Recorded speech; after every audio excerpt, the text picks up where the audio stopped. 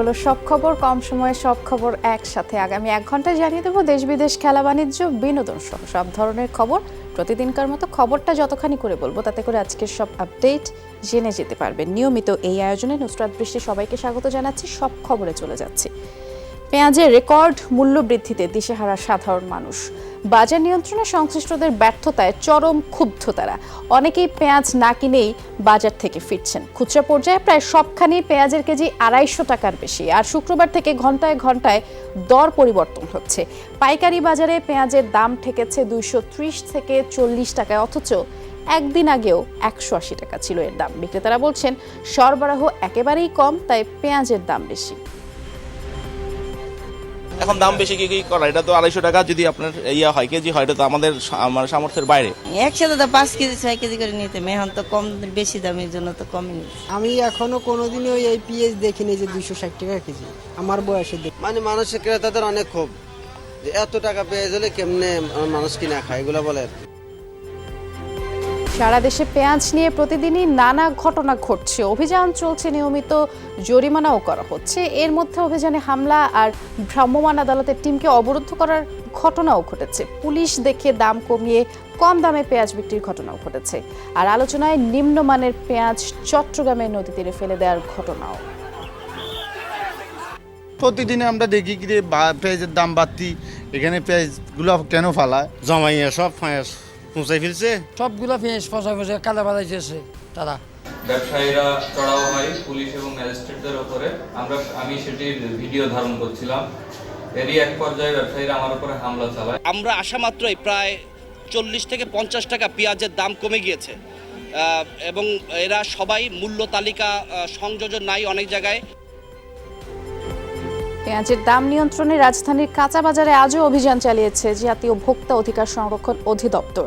সকালে রাজধানীর কারওয়ান বাজারে নির্ধারিত মূল্য তালিকা না রাখায় এক দোকানিকে অর্থ জরিমানা করা হয়। আর এ সময় ক্রেতারা অভিযোগ করেন ব্যবসায়ীদের কারসাজিতেই পেঁয়াজের দাম বাড়ছে। ভোক্তা অধিদপ্তরের কর্মকর্তারা জানিয়েছেন গ্রাহক স্বার্থ বিবেচনা করে সারা দেশে অভিযান চালানো হচ্ছে। সমন্বিতভাবে আমরা তথ্য দিচ্ছি। যেমন আমরা এখানে একজন পেলাম যে উনি আমাদের যে রেটটি দেখিয়েছেন, উনি দেখিয়েছেন যে উনি 215 টাকা কিনেছেন। উনি আদৌ কি 215 টাকা কিনেছেন নাকি এর থেকে কম দিয়ে কিনেছেন, এটি আমাদের যে শ্যামবাজারের যে অফিসাররা আছে আমরা তাদের কাছে তথ্য পাঠিয়েছি ছবি তুলে। আবার এটি মিয়ানমারের পেঁয়াজ, এই মিয়ানমারের পেঁয়াজ যিনি ইম্পোর্টার বা যিনি সেখানে এনেছেন তারা কত দামে কিনেছেন আমরা সেটিও নিচ্ছি। প্রধানমন্ত্রী শেখ হাসিনা বলেছেন পেঁয়াজের দাম সব দেশেই বেড়েছে, বিমানে করে পেঁয়াজ আসছে আর সমস্যা হবে না। স্বেচ্ছাসেবক লীগের জাতীয় সম্মেলনে তিনি কথা বলেছেন। পেঁয়াজের বাজার অস্থির করার পেছনে কারা জড়িত তাদের খুঁজে বের করা হবে বলেও জানিয়েছেন প্রধানমন্ত্রী। তিনি বলেন মাদক, সন্ত্রাস এবং দুর্নীতির বিরুদ্ধে শুদ্ধি অভিযান অব্যাহত থাকবে।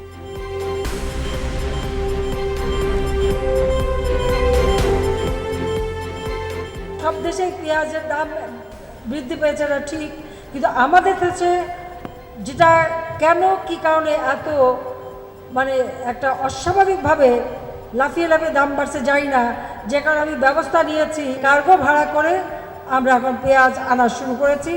আগামীকাল পরশুর মধ্যেই এই বিমানে পেঁয়াজ এসে পৌঁছাবে। আর পেঁয়াজ বিমানেও উঠে গেছে, কাজে আর চিন্তা নাই।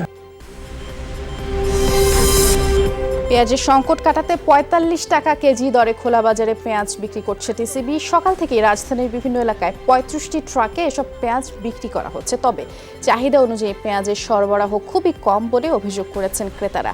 তাদের অভিযোগ 3-4 ঘন্টা দাঁড়িয়েও 1 কেজি পেঁয়াজ পাওয়া যাচ্ছে না। এদিকে অনেক জায়গায় নির্ধারিত সময়ের পরে টিসিবি ট্রাক আসায় ক্রেতারা ক্ষুব্ধ প্রতিক্রিয়া জানিয়েছেন। তারা অভিযোগ করেছেন পেঁয়াজ বিক্রিতে অনিয়ম হচ্ছে। চাহিদা তো অপ্রতুল।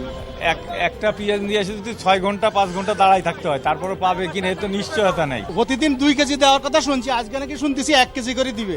তাহলে সকাল 8টা আসি লাইন ধরছে, আমরা 2 কেজি পেঁয়াজ যদি না দেয় তাহলে এত লোককে দাওয়াত দিয়ে লাভ হলো। 260 টাকা করে যদি পেঁয়াজ কিনি তাহলে আমরা চাল কিনবো কোথা থেকে, ডাল কিনবো কোথা থেকে, আর অন্যান্য জিনিস কিনবো কিভাবে? মানুষ অনেক বেশি তো, তার জন্য 1 কেজি করে দিচ্ছি যাতে সবাই পাক। পেঁয়াজের রেকর্ড মূল্য বৃদ্ধিতে দিশেহারা সাধারণ মানুষ। বাজার নিয়ন্ত্রণে সংশ্লিষ্টদের ব্যর্থতায় চরম ক্ষুব্ধ তারা। দাম শুনে ফেরত যাচ্ছেন অনেকে, আবার কেউ কেউ রান্নায় পেঁয়াজের ব্যবহার কমিয়ে দিয়েছেন। লাগাম ছাড়া দাম নিয়ে সমালোচনার পাশাপাশি হাস্যরসও চলছে। 200 টাকা পেঁয়াজ এখন আমরা তো কিনতে পারতেছি না। গত এক সপ্তাহ তো আমরা পেঁয়াজ ছাড়াই তরকারি খাইতেছি। এই অবস্থা তো জনজীবন অচল হয়ে পড়ার অবস্থা। নিয়ন্ত্রণ করতে হলে কি অবস্থা হইতে পারি, থাকতে গেলে নাই, খাতুনগঞ্জ নাই, সমুনি এলে কত এই দাম। একটা পেঁয়াজের দাম হিসাব করেন 10 টাকা থেকে বেশি পড়ছে। এত টাকা পেঁয়াজ হইলে সাধারণ মানুষ কই যাইব? আমরা নিজেরাতে ভয় লাগতেছে। যে 2 কেজি নিবে সে এক পা নিতেছে, মানে 250 গ্রাম নিচ্ছে অথবা আধা কেজি নিচ্ছে। সিন্ডিকেট করবে কেন? সিন্ডিকেট ভাঙতে পারে না তো গভর্নমেন্টের বড় লেভেলে যারা আছে তারা হচ্ছে সেটা ইনভলভ হয়েছে ব্যবসায়ীদের সাথে, বড় একটা মার্জিন নিয়ে ওখান থেকে। মাল হচ্ছে চাহিদার তুলনায় অনেক কম। মার্কেটে মাল নেই, কেউ চুরি করে বেচতেছে না, হয়তো লুকিয়ে লুকিয়ে বেচতেছে। দুর্মূল্যের এই বাজারে উপহারের তালিকায় এখন জায়গা করে নিয়েছে পেঁয়াজ। কুমিল্লার বৌভাতে তেমনই উপহার দিয়ে আলোচনার জন্ম দিয়েছেন বরের 3 বন্ধু। শুক্রবার সদরের কালুখারপাড়া এলাকার রিপন মিয়ার বৌভাতের আয়োজন ছিল এবং আমন্ত্রিত স্বজন অতিথিরা নানা উপহার সামগ্রী নিয়ে বৌভাতে উপস্থিত হন। আর এরই মাঝে বরের 3 বন্ধু শহীদ, শিপন এবং শাহজাহান একসাথে 5 কেজি পেঁয়াজ র্যাপিং পেপারে মুড়িয়ে তা উপহার দেন। আর সাথে সাথে বিষয়টি উপস্থিত সবার মুখে ছড়িয়ে পড়ে, সাড়া ফেলে সামাজিক যোগাযোগ মাধ্যমেও। দেশে পর্যাপ্ত খাদ্য মজুদ, অথচ খুচরা বাজারে অস্থির হয়ে উঠেছে চালের দরও। সপ্তাহের ব্যবধানে পাইকারিতে কেজি প্রতি বেড়েছে 5 টাকা পর্যন্ত। এজন্য খুচরা ব্যবসায়ী ও মিলাররা একে অপরকে দুষছেন। ধান মজুত করে চালের দর বাড়ানোর অভিযোগ উঠেছে মজুতদার এবং মিলারদের বিরুদ্ধে। দেশে প্রতি বছর খাদ্য চাহিদা প্রায় 3 কোটি মেট্রিক টন, আর সেই চাহিদার চেয়েও বেশি মজুদ আছে বলে জানিয়েছে খাদ্য বিভাগ। তাই সংশ্লিষ্টরা মনে করেন দর বৃদ্ধির লাগাম টানতে দরকার সঠিক নজরদারি। তাদের কাছে প্রচুর স্টক আছে, আর ছোট ছোট মিলার তো আর ওভাবে করতে পারছে না, চাল তো উৎপাদন করতে পারছে না। এইবার কোনো ধান রাখতে পারেনি ভয়ে, গতবার লস খাওয়ার কারণে এবার রাখতে পারেনি। পুরাতনগুলো যেটা পর্যায়ক্রমে বর্তমান 950 থেকে 70-80 টাকা দাম, কোথাও কোথাও 1000, অর্থপক্ষে আরও 100 টাকা বাড়বে। ধানটা কৃষক পর্যায়ে অনেকটা বিক্রির শেষ পর্যায়ে। নতুন ধান 1 সপ্তাহ 10 দিনের মধ্যে আসবে, আবার ভরা মৌসুম শুরু হবে। মার্কেটে আসে সেরকম ধান চলে আসবে। আমাদের এখানে কোনো শর্টেজ নাই। স্বেচ্ছাসেবক লীগের নতুন কেন্দ্রীয় সভাপতি নির্মল রঞ্জন গুহ এবং সাধারণ সম্পাদক হয়েছেন আফজালুর রহমান বাবু। দুপুরে ইঞ্জিনিয়ার্স ইনস্টিটিউশনের সম্মেলনের 2য় পর্বে নতুন নেতৃত্বের সভাপতি এবং সাধারণ সম্পাদকের নাম ঘোষণা করেন আওয়ামী লীগের সাধারণ সম্পাদক ওবায়দুল কাদের। নির্মল ও বাবু সংগঠনের বিগত কমিটির সহ সভাপতির পদে ছিলেন। সভাপতি নির্মল রঞ্জন,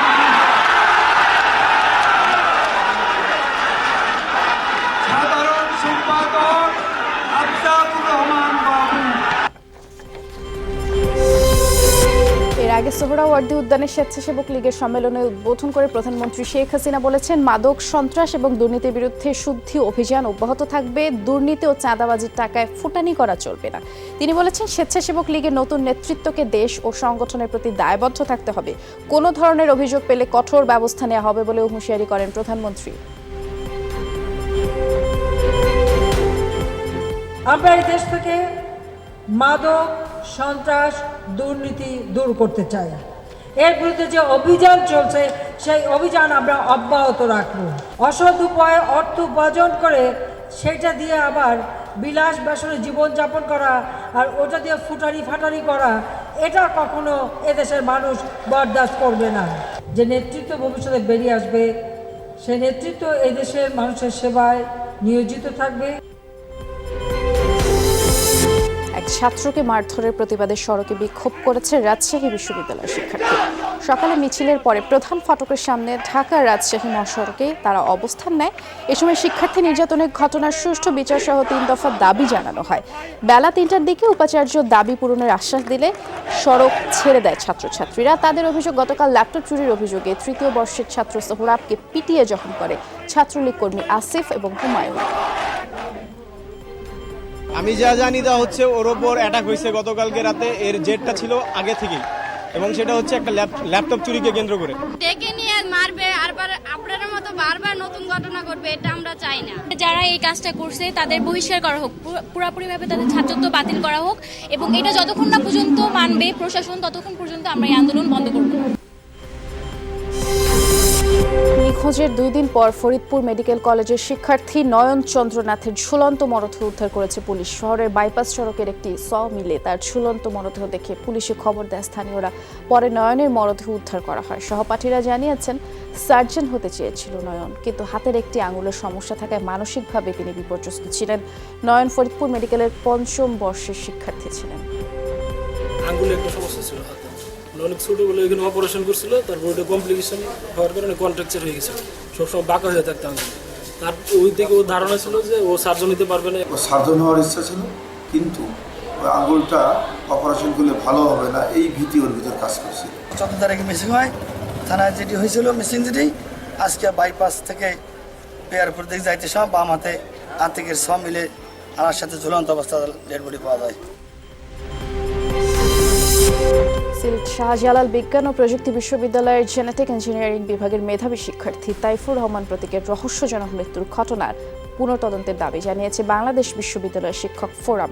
ফোরামের প্রধান সমন্বয়ক অধ্যাপক কামরুল হাসান মামুন স্বাক্ষরিত প্রেস বিজ্ঞপ্তিতে জানানো হয়, যমুনা টেলিভিশনে ক্রাইম সিনের বিশেষ পর্বে মেধাবী ছাত্র প্রতীকের মৃত্যু রহস্য নিয়ে অনুসন্ধানী প্রতিবেদন বেশ কিছু প্রশ্নের জন্ম দিয়েছে। আর প্রতিবেদনে প্রতীক নিয়ে বিশ্ববিদ্যালয়ের ভিসি ও তদন্ত কমিটির প্রধানের বক্তব্য স্পষ্ট যে তারা প্রকৃত সত্য লুকোনোর চেষ্টা করছেন।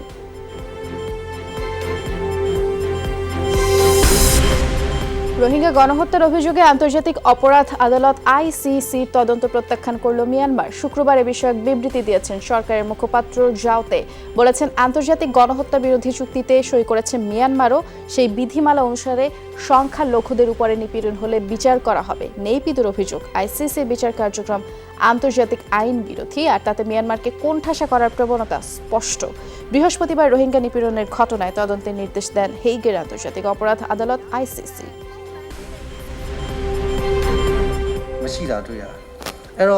মিয়ানমারের বিরুদ্ধে আইসিসির মানবতা বিরোধী অপরাধের অভিযোগের তদন্ত আন্তর্জাতিক আইনসম্মত নয়। সংখ্যালঘু মুসলিমদের ওপর নির্যাতনের অভিযোগ অস্বীকার করছে না নেইপিদো। তবে বিষয়টি নিয়ে চোখও বন্ধ রাখেনি সূচি প্রশাসন, বরং হয়রানি বা নির্যাতনের দাবিগুলো খতিয়ে দেখছে নিজস্ব কমিটি। ক্ষেত্র বিশেষে বিচারের মুখোমুখিও করা হচ্ছে অভিযুক্তদের। দীর্ঘদিনের বিরোধ ভুলে সরকার গঠনের জন্য জোট করার সিদ্ধান্ত নিয়েছে ভারতের মহারাষ্ট্রের প্রধান 2 দল এনসিপি ও শিবসেনা। সাথে থাকবে জোটের সাথী কংগ্রেসও। 3 দলের নেতারা আজ রাজ্য গভর্নরের সাথে দেখা করে সরকার গঠনের অনুমতি চাইবেন। সবুজ সংকেত মিললে 48 ঘন্টার মধ্যে মহারাষ্ট্রের বিধানসভায় সংখ্যাগরিষ্ঠতা প্রমাণ করতে হবে নতুন জোটকে। গেল কয়েকদিন দফায় দফায় বৈঠকে সরকার গঠনের সিদ্ধান্ত চূড়ান্ত করে ভিন্ন মতাদর্শের দলগুলো। আর এনসিপি প্রধান শারদ পাওয়ারের দাবি, পূর্ণ মেয়াদ ক্ষমতায় থাকবে নতুন সরকার।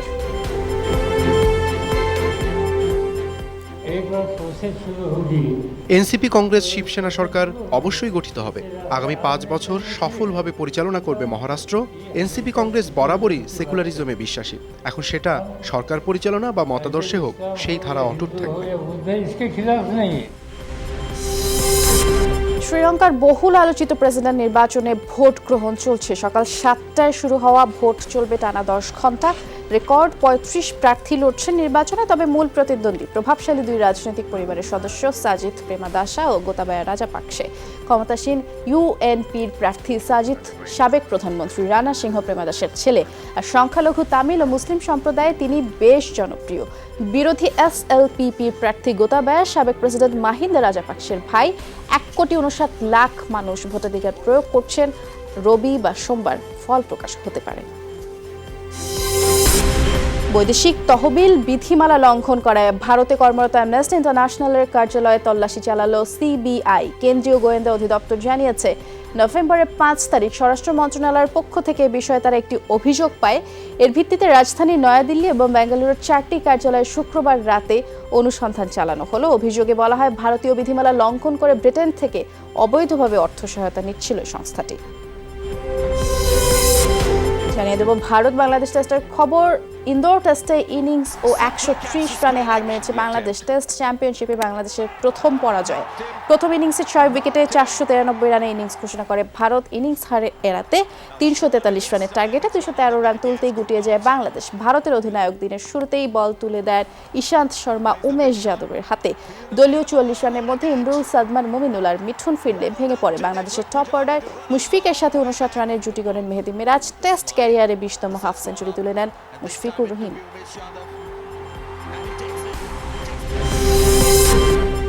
নিষেধাজ্ঞার কারণে সাকিব আল হাসানের চুক্তির মেয়াদ আরও 1 বছর থাকলেও আগামী IPL এর আসরের দল থেকে বাদ দিয়েছে হায়দ্রাবাদ সানরাইজার্স। শুক্রবার ভারতের টি-20 লিগ IPL এর 8 ফ্র্যাঞ্চাইজির দলগুলো রেখে দেয়া ক্রিকেটারদের নাম প্রকাশ করে এবং বাধ্যবাধকতার কারণে হায়দ্রাবাদ সানরাইজার্স সাকিবকে দলের বাইরে রাখলেও দীপক হোদা, মার্টিন গুপ্টিল, রিকি ভুই আর ইউসুফ পাঠানকে ছেড়েছে পারফরমেন্স বিবেচনায় নিয়ে। 2018 মৌসুমে সাকিব আল হাসান হায়দ্রাবাদে যোগ দিয়েছিলেন 2 কোটি টাকা বেতনে। আনমনে শিরোনামে ভক্তদের জন্য নতুন গান নিয়ে এলেন সঙ্গীত শিল্পী তাহসান এবং মালা। গতকাল গানটির মিউজিক ভিডিও প্রকাশ করা হয়। প্রযোজনা প্রতিষ্ঠান সিলভার স্ক্রিনের নিজস্ব ইউটিউব চ্যানেল গানটি প্রকাশ করে। গানে কণ্ঠ দেওয়ার পাশাপাশি কথা ও সুর করেছেন মালা নিজেই। এছাড়া সঙ্গীত পরিচালনা করেছেন সাকিব রেজা। শুধু কিছু বলতে তোমার আছে মনে যত মনের কথা। আজ পর্দা নামছে দক্ষিণ এশিয়ার সবচেয়ে বড় লোকসঙ্গীত উৎসব ঢাকা ইন্টারন্যাশনাল ফোক ফেস্টের শেষ দিনে আজ মঞ্চে মাতাবেন কাওয়ালি গানের সারা জাগানো শিল্পী মালেক কাওয়াল। থাকছেন বাউল ঘরানার শিল্পী চন্দনা মজুমদার, রাশিয়ার কারেলিয়া অঞ্চলের আলোচিত ব্যান্ড সাতুমা। থাকছে পাকিস্তানি সুফি ও রক ফিউশন গানের। বিদেশ থেকে শ্রমিকেরা লাশ হয়ে দেশে ফিরুক এমনটা কখনোই চায় না সরকার। প্রবাসী নির্যাতনের শিকার কোনো শ্রমিকের খবর পেলে তাকে সব ধরনের সহায়তা দেওয়ার আশ্বাস দিয়েছেন পররাষ্ট্রমন্ত্রী ডক্টর AK আব্দুল মোমেন। সকালে সিলেট জেলা প্রশাসকের কার্যালয়ে সিটি কর্পোরেশনের সীমানা সম্প্রসারণ বিষয়ে এক মতবিনিময় সভা শেষে এসব কথা বলেছেন মন্ত্রী। তিনি জানিয়েছেন বর্তমানে 1,22,00,000-এরও বেশি শ্রমিক প্রবাসী কর্মরত। আমরা একজনও লোক প্রবাসে মৃত্যুও চাই না, কিন্তু অনেকের স্বাভাবিক মৃত্যুও হয়। যাতে নির্যাতিত লোকের সেবা করতে পারি সেই জন্য আমরা 24 ঘন্টার হটলাইন খুলেছি, এটা বাড়ি করেছি, যেখানে কোনো নির্যাতিত হলে সে সোজাসুজি আমার এই আশ্রয়খানে আসতে হবে, আমরা প্রোটেকশন দিই। এটা সৌদি কর্তৃপক্ষের সাথে বৈঠক করে মধ্যপ্রাচ্যে নারী কর্মী পাঠানোর বন্ধের সিদ্ধান্ত নেওয়া হবে, এমনটি জানিয়েছেন প্রবাসী কল্যাণ ও বৈদেশিক কর্মসংস্থান মন্ত্রী ইমরান আহমদ। চাঁপাইনবাবগঞ্জে কারিগরি প্রশিক্ষণ কেন্দ্রে বঙ্গবন্ধু কর্নারের উদ্বোধনী অনুষ্ঠানে তিনি বলেছেন আগামী 26 ও 27 নভেম্বর সৌদি কর্তৃপক্ষের সাথে বৈঠক অনুষ্ঠিত হবে, তাতে মধ্যপ্রাচ্যে নারী কর্মী পাঠানো বন্ধের বিষয়ে সিদ্ধান্ত নেওয়া হবে। আগামী 2-1 বছরের মধ্যে জাপান সরকার বাংলাদেশ বেশ বড় আকারের বিনিয়োগ করবে বলে জানিয়েছেন অর্থমন্ত্রী আহম মোস্তফা কামাল। দুপুরে NSC মিলনায়তনে জাপানি রাষ্ট্রদূতের সাথে বৈঠক শেষে তিনি জানিয়েছেন জাপানি বিনিয়োগকারীদের সাথে ভ্যাট ট্যাক্স নিয়ে যে অমীমাংসিত ইস্যুগুলো আছে তা দ্রুত সমাধানের উদ্যোগ নেবে সরকার। মন্ত্রী জানিয়েছেন জাপানি অর্থায়নে চলমান প্রকল্পগুলো নির্ধারিত সময়ের মধ্যেই শেষ হবে। বৈঠকে মেট্রো রেল ও মাতারবাড়ি বিদ্যুৎ প্রকল্প নিয়ে সন্তোষ প্রকাশ করে জাপানি রাষ্ট্রদূত। কিছু কিছু জায়গায় ওনাদের কিছু ক্লেম আছে, ক্লেম হলো রয়্যালটি নিয়ে, ক্লেম হলো ভ্যাট নিয়ে। তো এখন এইগুলা টাইম মতো অনেক জায়গায় তারা ক্লেম করে নাই, টাইম মতো অনেক জায়গায় ক্লেম না করার কারণে এগুলা যার ক্যাপ্টেন এভেন্স এখন পেন্ডিং অবস্থায় আছে। তো এগুলো আমরা এনবিআর চেয়ারম্যান সাহেব তিনি আশ্বস্ত করেছেন যে তিনি বসবেন, তাদেরকে নিয়ে আবার আরেকদিন বসলেই এগুলো শুরু হয়ে যাবে।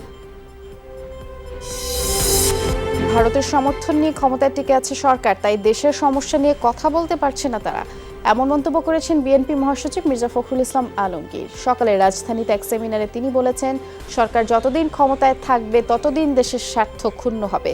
দেশের স্বার্থ রক্ষায় বিএনপি চেয়ারপারসন কখনোই আপোষ করেননি উল্লেখ করে মির্জা ফখরুল বলেছেন সরকারকে ক্ষমতা থেকে সরানোর জন্য জাতীয় ঐক্য গড়ে তুলতে হবে। আজকে এমন একটা সরকার যে আমার সমস্যাগুলো নিয়ে ভারতের সঙ্গে কথা বলতে পারে না, সেই শক্তি তার নেই, সেই বার্গেনিং ক্যাপাবিলিটি তার নেই, কারণ সে তাদের উপর নির্ভর করে ক্ষমতায় টিকে থাকার জন্য।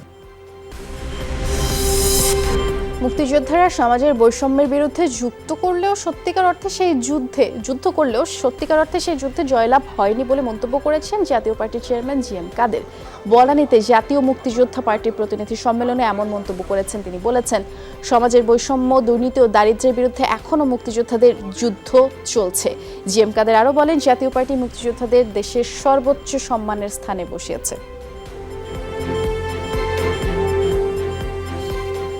এই মুক্তিযুদ্ধটা ছিল আমাদের বৈষম্যের বিরুদ্ধে জয়লাভ করার জন্য, দারিদ্র্যের বিরুদ্ধে জয়লাভ করার জন্য, যে কোনো নির্যাতন নিপীড়নের বিরুদ্ধে জয়লাভ করা। আমরা এই সংগ্রাম কিন্তু এখনো অব্যাহত আছে।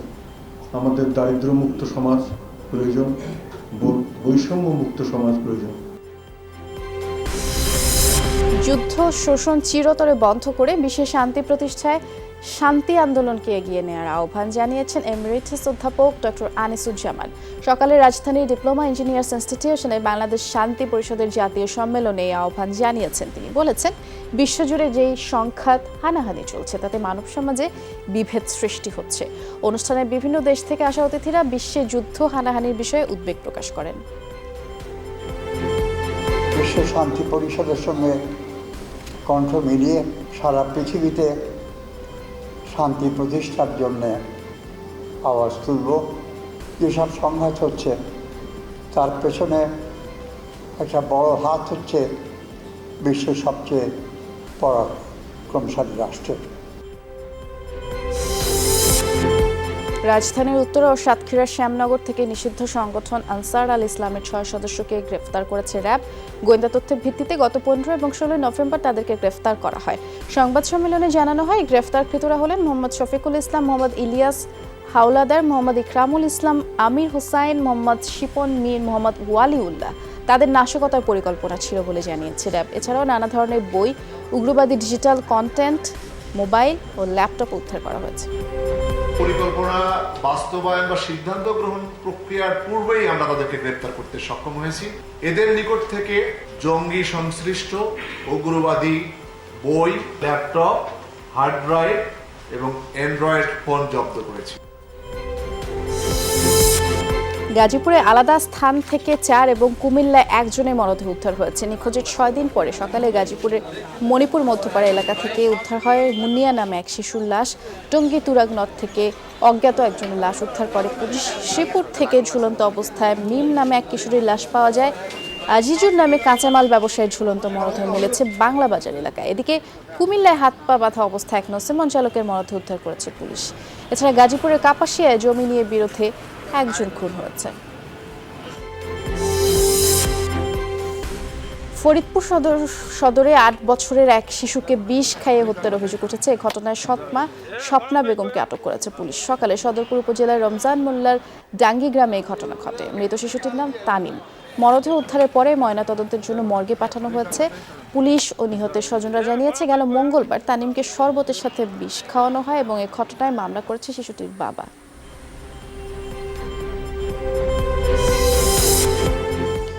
সরকারি তহবিল অবৈধভাবে সরিয়ে নেওয়ার প্রবণতা বেড়েছে, সেই সাথে ঘুষ লেনদেন বেড়েছে। আমদানি রফতানি বাণিজ্যে আছে শুল্ক, কর পরিশোধেও অনিয়ম। মোট 19টি সূচকের 2টি ছাড়া সবগুলোতেই দুর্নীতি বাড়ায়। ঘুষ দেয়া নেওয়ার সূচকের তলানিতে বাংলাদেশ। 200 দেশের মধ্যে বাংলাদেশের অবস্থান 178তম। রাজনৈতিক সদিচ্ছার অভাবে ঘুষ দুর্নীতি বন্ধের বদলে বাড়ছে বলেই জানান বিশ্লেষকরা। এর বাইরের জগৎ দেখে না, আমরা কিন্তু এই আশেপাশের এর মধ্যেই আছি, এর বাইরে আমরা আমাদের দৃষ্টিটা প্রসারিত হয় না। একটা প্রকল্প কিভাবে চালানো যায় সেটার তো অনেক মডেল আছে বিভিন্ন দেশে, যেখানে দুর্নীতিকে তারা নিয়ন্ত্রণ করতে পেরেছে। আমরা সেগুলোকে ফলো করি না, অনুসরণ করি না। সরকারের যে দুর্নীতি বিরোধী অভিযানগুলো, সেখানে কিন্তু এই সংক্রান্ত বিষয়গুলো বেরিয়ে আসছে যে সরকারি বিভিন্ন কার্যক্রমের প্রক্রিয়াগত জায়গায় যে ত্রুটি এবং সেটির সুবিধা নেওয়ার জন্য যে ঘুষের যে ব্যাপক ব্যবহার এবং তার সঙ্গে বিভিন্ন পক্ষের যে জড়িত থাকা, সেটিও কিন্তু প্রকারান্তরে ইঙ্গিত করে যে আমাদের এখানে যথেষ্টভাবেই দুর্নীতির প্রকোপ রয়েছে। আব্দুল হাই বাচ্চু সরকার তো কিছু করলই না, বরং দুদক হাত দিয়েও কিছু করতে পারছে না। কাজে কেউ কিছু না বললেও আমাদের কাছে এটা স্পষ্ট হয়ে আসছে যে দুদক যথেষ্ট চাপের মধ্যে কোনো অ্যাকশন নিতে পারছে না। দেশে সুশাসন প্রতিষ্ঠার লক্ষ্যে প্রত্যেকটা স্তরে অ্যাকাউন্টেবিলিটি এস্টাবলিশমেন্ট করার জন্য এক্সাম্পল সৃষ্টি করতে হবে। কুড়িয়ে পাওয়া ৩ লাখ টাকা প্রকৃত মালিকের কাছে ফেরত দিল রংপুরের একটি বেসরকারি পলিটেকনিক ইনস্টিটিউটের ছাত্র প্রান্ত অধিকারী। শনিবার বিকেলে রংপুর মহানগর পুলিশ কমিশনারের মাধ্যমে এই টাকা হস্তান্তর করেন তিনি। প্রান্ত জানিয়েছেন, বৃহস্পতিবার বিকেলে বাড়ি ফেরার পথে অটোরিকশায় ৩ লাখ টাকার ব্যাগটি তিনি পান এবং তা ফেরত দিতে পুলিশের সাথে যোগাযোগ করেন। ছুটির দিনে সকাল থেকে রাজধানী অফিসার্স ক্লাবের স্বপ্রণোদিত করদাতাদের ঢল নেমেছে। সকাল ৯টা থেকে মেলার কার্যক্রম শুরু হলেও ভিড়ের কথা মাথায় রেখে অনেক করদাতারাই মেলা প্রাঙ্গণে আসা শুরু করে সকাল ৮টা থেকে। গেল ৩ দিনে রাজস্ব আদায় হয়েছে ১,০৬৪ কোটি টাকার বেশি। রিটার্ন দাখিল করেছে ২,২১,০০০ আয়করদাতা। আর এ সময় নতুন টিআইএন নিবন্ধনের মাধ্যমে করের খাতায় নাম লিখিয়েছেন ১১,০০০ ব্যক্তি। সাকুল্যে ১৫ মিনিট শুরু থেকে পে অর্ডার বেসিক ব্যাংক অনেক হেল্প করছে। সময় খুবই কম লেগেছে। এই সময়টা আমরা সাধারণত অফিসে গিয়ে পাই না এবং এই সার্ভিসটা খুবই আমাদের ভালো হয়েছে। সুন্দরভাবে রিটার্ন দাখিল করছি, মানে ঝামেলা হয় না। রিটার্ন দাখিল করলাম, আমার খুব ভালো লেগেছে। এবার ফর্ম আমি বাসা থেকে পূরণ করে ব্যাংক ড্রাফট করে নিয়ে আসছি, যার কারণে সহসা জমা দিতে পারছি। বাংলাদেশের উন্নয়নে অবদানের স্বীকৃতি হিসেবে 4 প্রধান খাতের সিইওদের পুরস্কার দেবে লাইফস্টাইল ও ব্যবসা বাণিজ্য বিষয়ক ইংরেজি মাসিক কালার্স ম্যাগাজিন এবং আগামী 4 April colours CEO of the year 2020 এর পুরস্কার প্রদান করা হবে। সকালে রাজধানীর ERF মিলনায়তনে এক সংবাদ সম্মেলনে এই তথ্য জানানো হয়েছে।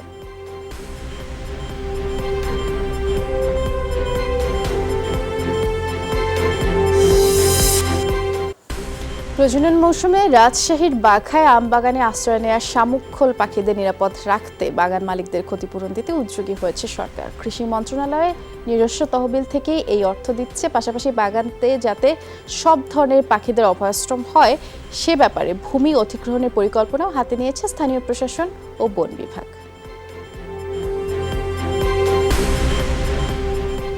তৈরি করে আমরা মন্ত্রণালয় বরাবর প্রেরণ করেছি। 3,13,00,000 টাকা প্রতি বছরের একটা প্রাকলন।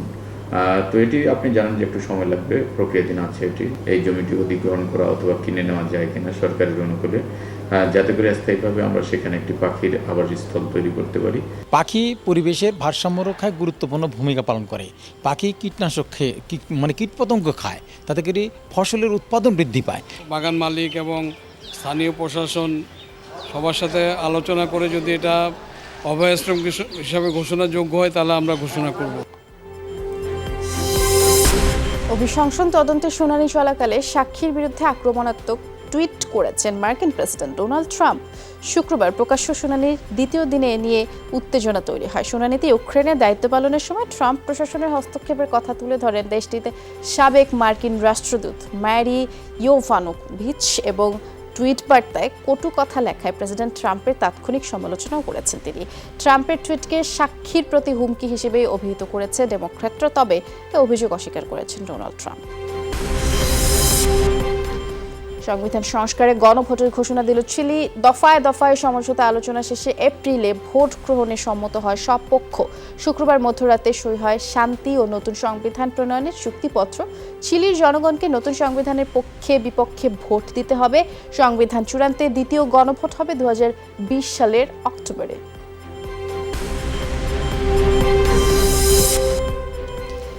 ভেপিং বা সিগারেট সেবনে প্রথমবার বেলজিয়ামে প্রাণ হারালো এক কিশোর। শুক্রবার দেশটির স্বাস্থ্য মন্ত্রণালয়ে এই তথ্য নিশ্চিত করেছেন স্বাস্থ্যমন্ত্রী ম্যাগি ব্লক। জানিয়েছেন, ভেপিং ছাড়া কিশোরটির ফুসফুস সংক্রমণের কোনো নির্দিষ্ট কারণ পাওয়া যায়নি। ভয়াবহ নিউমোনিয়ায় আক্রান্ত হয়ে মারা যায় 18 বছরের রাফায়েল পাওয়েট। বৃহস্পতিবার মার্কিন রোগ নিয়ন্ত্রণ ও প্রতিরোধ সংস্থা জানিয়েছে, যুক্তরাষ্ট্রে সিগারেট একটা সময় সিনেমার প্রভাব পড়ত মানুষের জীবনে। তারকাদের চলন পোশাক অনুসরণ করত দর্শকরা। ছিল হলে গিয়ে সিনেমা দেখার সংস্কৃতি। চলচ্চিত্রের সংকটে সেই সংস্কৃতি চর্চার সুযোগ সীমিত হয়ে পড়ছে। এই সুযোগে ছড়িয়ে পড়ছে অপসংস্কৃতি, বিকৃত মানসিকতা, উগ্রবাদ। মানুষের নৈতিক অবক্ষয় রোধে চিন্তার জগৎকে ইতিবাচকভাবেই পরিবর্তন করতে পারে সিনেমা। 2 দশকের খারাপ সময় পেছনে ফেলে সিনেমার মাধ্যমে সংস্কৃতি চর্চার সুযোগ আবারও ফিরিয়ে আনার প্রত্যয় সবার। এখনকার সিনেমা দর্শকের কাছে রুচিসম্পন্ন মনে হয় না। চটুল এবং সস্তা কিছু উপকরণ পায় পাশের দেশ থেকে বা পাশের কালচারগুলো থেকে, তারা সেগুলোই নিয়ে আসে। বাংলা সিনেমা মানে আসলে দেখার মতো অতটা রুচিপূর্ণ কোনো সিনেমা না। আমরা বিনোদন হিসেবে নিচ্ছি, কিন্তু যাদের বিনোদন হিসেবে নেওয়ার কথা না তারাও জিনিসটা মানে সিরিয়াসলি নিয়ে ওই জিনিসটাকে হাইলাইটেড করতেছে। একটা মানুষ কিভাবে তার দেশকে দেখবে, কিভাবে তার সমাজকে দেখবে, পরিবারকে দেখবে, এই বিষয়গুলো কিন্তু সিনেমা শিক্ষা দেয়। কিছু শিক্ষা গ্রহণের এলিমেন্টস আছে দর্শকদের, এখন সেই শিক্ষাটা পাচ্ছে না। আর যদি না পেতে থাকে তাহলে আমাদের কিশোর সমাজ তারা দেশ চালনার ক্ষেত্রে অংশগ্রহণ করবে, বড় ক্ষতি হয়ে যাবে দেশটার।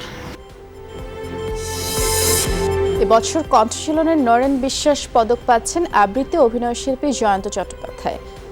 আজ শিল্পকলা একাডেমি মিলনায়তনে এই পদক প্রদান করা হবে। নরেন বিশ্বাস দীর্ঘ সময় ঢাকা বিশ্ববিদ্যালয়ে অধ্যাপনা করেছেন। শুরু থেকেই কণ্ঠশীলনের সাথেই ছিলেন। তাকে স্মরণ করে 1999 সাল থেকে কণ্ঠশীলন চালু করেছেন নরেন বিশ্বাস পদক। গুজব ছড়িয়েছে কিংবদন্তি সঙ্গীত শিল্পী লতা মঙ্গেশকর মারা গেছেন। যদিও এরই মধ্যে তার পরিবারের পক্ষ থেকে গুজব ছড়ানো বন্ধের আহ্বান জানানো হয়েছে। এদিকে শিল্পীর টুইটার অ্যাকাউন্ট থেকে তার এক আত্মীয় লিখেছেন, লতা মঙ্গেশকরের অবস্থা স্থিতিশীল এবং তিনি সুস্থ হয়ে উঠেছেন। ভক্তদের উদ্বেগ আর প্রার্থনার জন্য ধন্যবাদও জানিয়েছেন তিনি। সোমবার শ্বাসকষ্ট নিয়ে হাসপাতালে ভর্তি হয়েছিলেন লতা মঙ্গেশকর। শুধু বাংলাদেশ নয়, পুরো পৃথিবীতেই একসময় আধুনিক ও মানসম্মত শিক্ষার জন্য জগন্নাথ বিশ্ববিদ্যালয়ের নাম ছড়িয়ে পড়বে।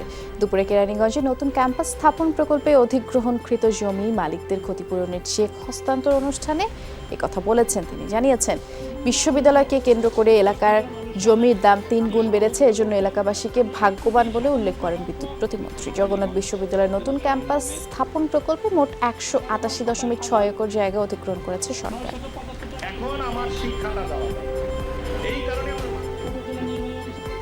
আপনাদের জন্য সর্বাধুনিক একটা বিশ্ববিদ্যালয় উপহার দিতে যাচ্ছে শেখ হাসিনা। বিশ্ববিদ্যালয়ের পাশে যে জায়গা হবে, এই রাস্তা হবে 80 ফিট রাস্তা আমি করতেছি। 80 ফিট রোড হয়ে যাবে এটা, নদীর পারে, এখানে জেটি থাকবে, ঘাট থাকবে। উচ্চশিক্ষায় গবেষণা খাতে বেসরকারি বিশ্ববিদ্যালয়কে আরও বেশি মনোযোগী হওয়ার আহ্বান জানিয়েছেন শিক্ষা উপমন্ত্রী মহিবুল হাসান চৌধুরী। সকালে সফরের আশুলিয়াতে ইস্টার্ন ইউনিভার্সিটির 6ষ্ঠ সমাবর্তন অনুষ্ঠানে তিনি বেসরকারি বিশ্ববিদ্যালয়ের শিক্ষার্থীদের গবেষণায় উৎসাহিত করার তাগিদ দেন। সমাবর্তনে বক্তা ছিলেন যুক্তরাষ্ট্রের বাংলাদেশ দূতাবাসের চার্জ অ্যাফেয়ার্স জোয়েন ওয়েগনার। সমাবর্তনের 4টি অনুষদ থেকে সর্বোচ্চ নম্বরধারীদের মোট 9 জন শিক্ষার্থীকে স্বর্ণপদক দেওয়া হয়। খাগড়াছড়ি সদর উপজেলা বিএনপি সম্মেলন অনুষ্ঠিত হয়েছে। দুপুরে জেলা বিএনপির কার্যালয়ের সামনে জাতীয় ও দলীয় পতাকা উত্তোলনের মধ্য দিয়েই সম্মেলনের আনুষ্ঠানিকতা শুরু হয়। পরে দলীয় কার্যালয়ের হল রুমে অনুষ্ঠিত হয় আলোচনা সভায়। সময় বক্তারা অভিযোগ করেন, সরকার পেঁয়াজ নিয়েও রাজনীতি করছে। ক্যাসিনো কেলেঙ্কারিতে জড়িত এমপি মন্ত্রীদের আটক না করে অভিযানের নামে তামাশা চলছে বলে মন্তব্য করেন বিএনপি নেতারা।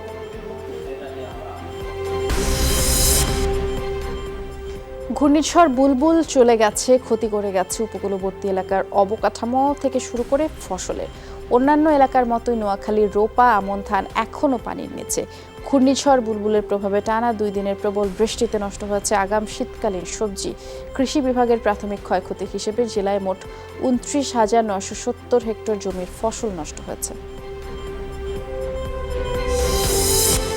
জলবায়ু পরিবর্তনের প্রভাবে প্রতি বছরই কোনো না কোনো দুর্যোগের ধকল পোহাতে হচ্ছে বাংলাদেশের মানুষকে। অথচ দুর্যোগ প্রবণ এলাকার মানুষের মাঝে এখনও রয়েছে সচেতনতার অভাব। বিশেষজ্ঞরা বলছেন, সক্ষমতা অর্জনে অনেক দূর এগিয়েছে বাংলাদেশ, তবু গবেষণা প্রযুক্তিগত উন্নয়নে এখনও অনেক পিছিয়ে। সামগ্রিক প্রচেষ্টার মাধ্যমে দুর্যোগের ক্ষয়ক্ষতি পুষিয়ে নেওয়া সম্ভব।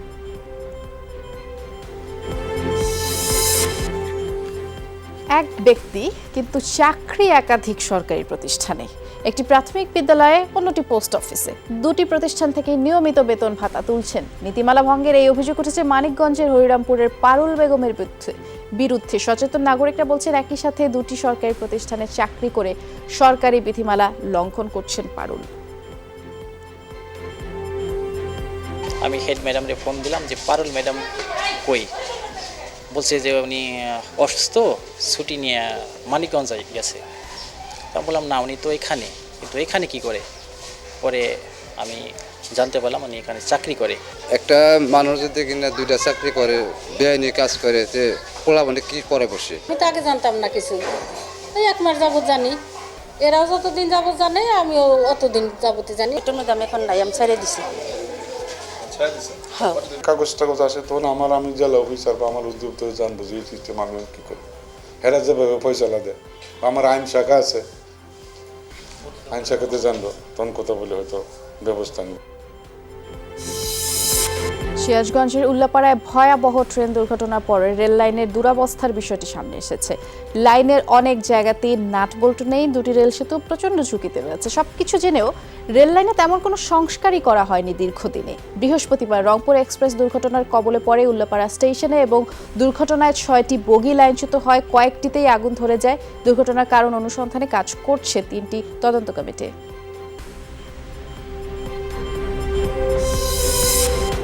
কাল থেকে শুরু হচ্ছে প্রাথমিক ও ইবতেদায়ী শিক্ষা সমাপনী পরীক্ষা। এবছর সমাপনী পরীক্ষায় অংশ নেবে 29,03,638 জন।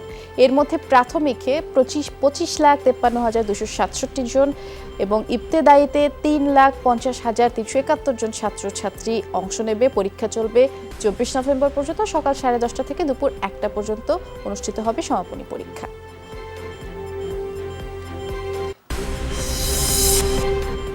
সাহসিকতা ও প্রশংসনীয় কাজের স্বীকৃতি হিসেবে নওগাঁয় 8 শিক্ষার্থী এবং 1 কৃষককে পুরস্কার দেওয়া হয়েছে। দুপুরে জেলা শিশু একাডেমি মিলনায়তনে পুরস্কার দেওয়া হয়। আয়োজকরা জানিয়েছেন, গেল 1 নভেম্বর ওই শিক্ষার্থী কৃষকের সাহসিকতায় বড় ধরনের দুর্ঘটনা থেকে রক্ষা পায় দিনাজপুরগামী একতা এক্সপ্রেস। রেল লাইনের ভাঙা পাত দেখে তারা লাল কাপড় প্রদর্শন করেন এবং এতে রানীনগর স্টেশনের 300 গজ দক্ষিণে ক্ষতিগ্রস্ত রেল লাইনের আগেই ট্রেনের গতি নিয়ন্ত্রণে আনেন লোকোমাস্টার। আজ পয়লা অগ্রহায়ণ নবান্ন উৎসবে এবারও নানা আয়োজন। ঢাকা বিশ্ববিদ্যালয়ের চারুকলার বকুলতলায় নাচ, গান আর কবিতায় তুলে ধরা হয় গ্রাম বাংলার নতুন ফসল তোলার সংস্কৃতি। হেমন্তের ভোর রাঙিয়ে নাচে আর গানে বাংলার সৎসবকে বরণ করে নেন শিল্পীরা।